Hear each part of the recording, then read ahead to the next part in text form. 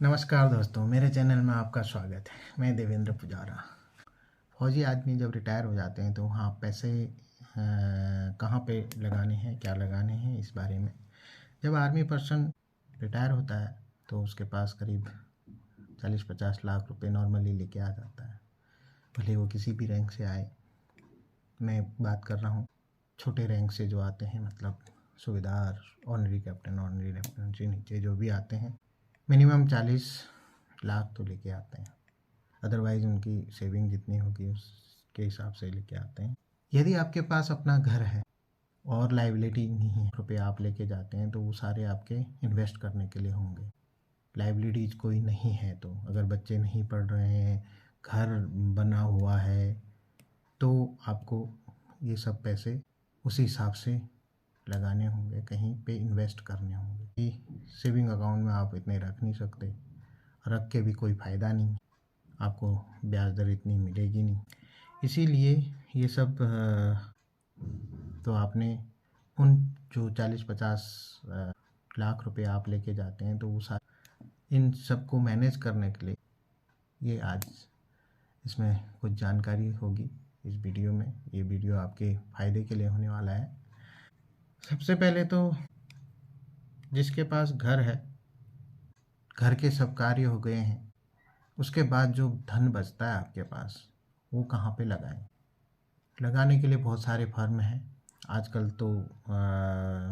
Mutual fund है, ऐसा mutual fund है, पहले जैसा नहीं कि कुछ के पोस्ट ऑफिस में ही इन्वेस्ट करो या कहीं गवर्नमेंट सेक्टर में ही इन्वेस्ट करो। लेकिन आज रिस्क लेने के लिए बहुत कुछ है, पर मैं मेहनत से कमाए हुए पैसे को रिस्क में डालने के लिए नहीं कहूँगा।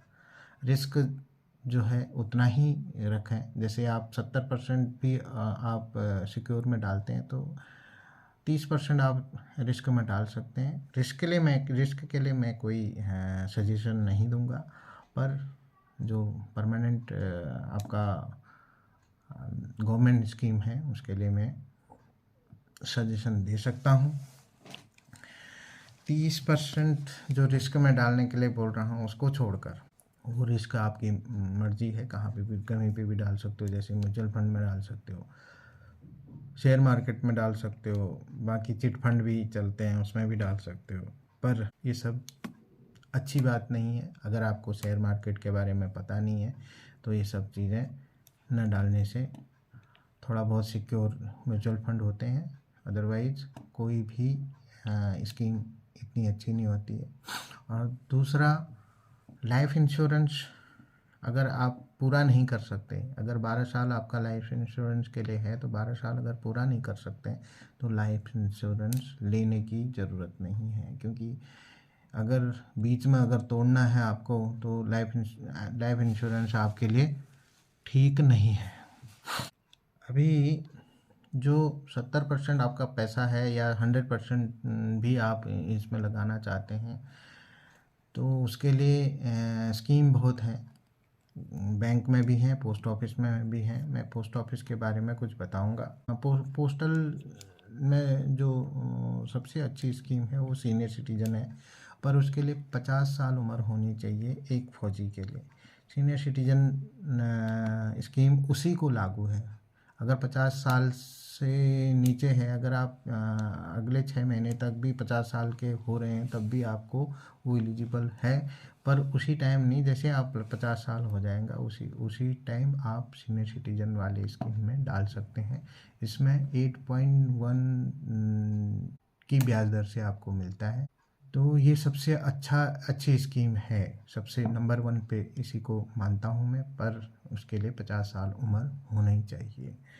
दूसरा है MIS में आपका 7.6 की दर से आपको 7.4 की दर से आपको ब्याज मिलता है, और उसी को आप RD में डाल सकते हैं। जैसे पर मंथ MIS में तो क्या होता है कि पर मंथ आपका फिक्स हो जाता है कि इतना अमाउंट मिलेगा। जैसे आप 15 लाख तक उसमें डाल सकते हैं। ये जॉइंट अकाउंट में 15 लाख तक डाल सकते हैं। 9 लाख रुपए, 9.5 लाख रुपए आप सिंगल अकाउंट में डाल सकते हैं। ऐसे ही सीनियर सिटीजन वाली स्कीम में 30 लाख तक आप जॉइंट में डाल सकते हैं और 15 लाख आप सिंगल अकाउंट में डाल सकते हैं। जॉइंट मतलब आपके बच्चों के साथ हो सकता है, आपके स्पाउस के साथ हो सकता है। तो जो आपको अगर आप 15 लाख रुपए डालते हैं तो आपको 9,000 समथिंग आपको पर मंथ मिलता रहेगा। उस 9,000 को आप आरडी में कन्वर्ट कर देंगे। तो आरडी में डाल देंगे तो वो उसका भी 6.7 इंटरेस्ट रेट के हिसाब से आपको मिलता रहेगा। वो जो इंटरेस्ट मिलेगा वो उसी में जमा होता रहेगा और उसी हिसाब से आपको आगे उसकी चक्रवृद्धि ब्याज भी मिलता रहेगा। आरडी में ऐसा होता है। और तीसरा है टर्म डिपॉजिट। टर्म डिपॉजिट में भी आपको 6.5% के हिसाब से ब्याज मिलता है।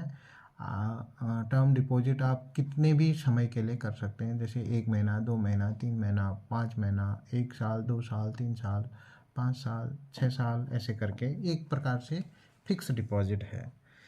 उसके बाद एक स्कीम और है जो NSC बोलते हैं, नेशनल सेविंग स्कीम। इसमें भी 7.5% के हिसाब से ब्याज मिलता है। और उसके बाद एक महिला सम्मान सेविंग सर्टिफिकेट करके है, इसमें भी आपको 7.6 के हिसाब से ब्याज मिलता है।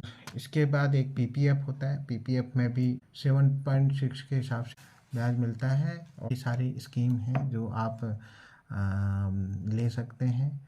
फौजी का जो मेहनत का पैसा है वे ऐसे जाया ना हो। आजकल फ्रॉड बहुत होते हैं, OTP स्कैम बहुत होते हैं।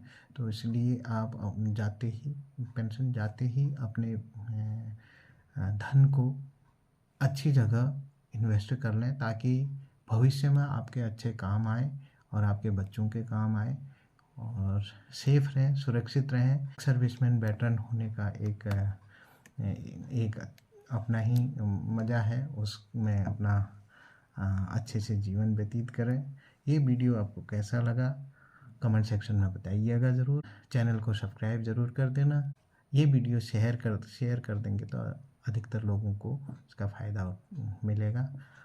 और अगली वीडियो के लिए बेल आइकन को हिट कर दीजिएगा। धन्यवाद।